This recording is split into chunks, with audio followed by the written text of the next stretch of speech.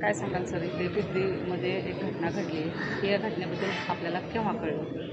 मला 1:25 माझा एक मित्र आहे ॲडव्होकेट मनीष, त्यांनी कॉल केलं की असं घटना घडलेली, एकाला गोळी लागलेली आहे. मी इमिजिएटली PI साहेबांना आणि क्राईमला कॉल केलं आणि इथं पोचलो. विथिन 2 मिनिट्स मी इथं पोचल्यानंतर डॉक्टरला मी बाजूला एक डिस्पेन्सरी आहे, डॉक्टर विनोद म्हणून आहे, त्यांच्याकडे गेलो. तर पेशंटला मी अगोदर बघितलं ते स्टेबल आहे का नाही, पण त्यांचा ब्लड जास्त वाहत होता. तर मी डॉक्टरला म्हणलं की आपण ट्रीटमेंट करू शकतात का. त्याने म्हणलं नाही, आपल्याला इथं अर्जंट हॉस्पिटलमध्ये घेऊन जायला लागेल. लगेच मी ॲम्ब्युलन्सला फोन करून त्याला जीवन ज्योतीला हॉस्पिटलला पाठवलं आहे.